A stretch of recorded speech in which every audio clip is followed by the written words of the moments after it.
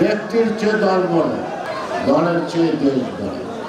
আমাদের যত স্লোগান দেশকে নিয়ে, আমাদের যত আবেগ দেশকে নিয়ে, আমাদের যত লড়াই দেশকে নিয়ে, কোনো ব্যক্তিকে নিয়ে না। এই সংস্কার সংস্কার সংস্কার শব্দের উপরে অনেক ব্যাখ্যা দিয়েছেন, প্রতিদিন ব্যাখ্যা শুনে আমিও শুনি। সংস্কার বিএনপি মানে, বিএনপি কোনো কুসংস্কার মানে না। সুতরাং সংস্কারের নামে কোনো কুসংস্কারের মধ্য দিয়ে জনগণের অধিকার যদি ভুলণ্ঠিত হয়, জনগণ যদি প্রতারিত হয়, সেক্ষেত্রে বিএনপির কোনো নেতা কর্মী ঘরে বসে থাকবে না, ছাড়বে। অনেকে অনেকভাবে পরিমাপ করেছেন। কতটি রাজনৈতিক দল আছে আমি করে বলতে পারবো না, নির্বাচন কমিশনও বলতে পারবে কিনা তাও জানি না। অর্থাৎ নিবন্ধিত, অনিবন্ধিত। আমি জনগণের চোখে মুখের ভাষা যদি বুঝে থাকি, আমি চ্যালেঞ্জ করে বললাম বাংলাদেশের সকল রাজনৈতিক দল, আওয়ামী লীগ সহ যত রাজনৈতিক দল, আপনারা সবাই মিলে 300 আসনের 300টি প্রার্থী দেন। বিএনপি এককভাবে 300 প্রার্থী দেবে। দেখেন কয়টা ভাইকে জোটে, কয়টা ভাইকে জোটে দেখেন, কিন্তু কথা বলেন বড় বড় বলেন। বিএনপি কিছুই করে নাই, বিএনপির কোনো সামর্থ্যই নাই।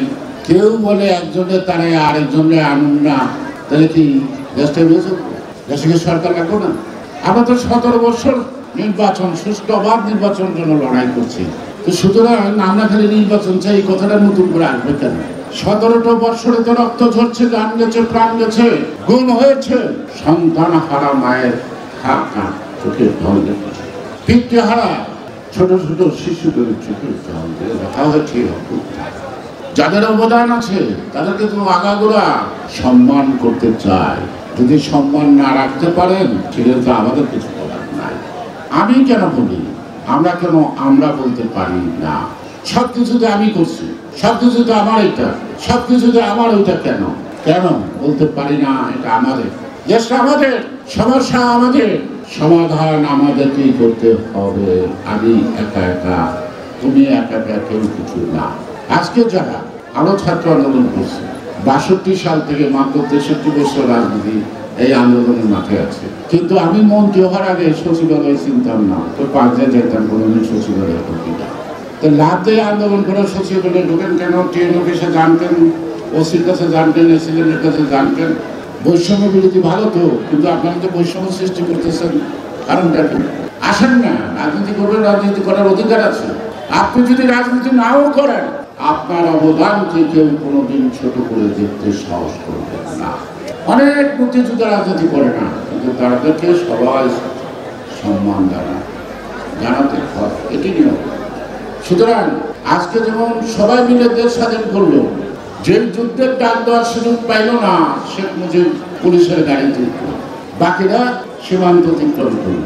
জিয়াউর রহমানকে তো চিনতেন না, তার আগমন খুব আকস্মিক। আমি মেজর জিয়া বলছি, কেউ জিজ্ঞেস করে না। স্বাধীনতার ঘোষণা করছি, কেউ জিজ্ঞেস করে না এই মেজর জিয়াকে। আপনারা যুদ্ধে অংশগ্রহণ করেন, কেউ জিজ্ঞেস করে না এই তুমি কে। অর্থাৎ জাতির চিন্তা, চেতনা, আকাঙ্ক্ষা বসাতে জিয়াউর রহমানের কণ্ঠের প্রতিধ্বনি হয়েছে।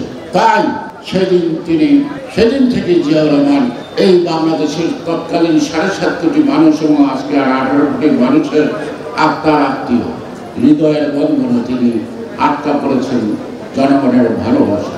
সে কারণে ইতিহাসে তিনি অমর।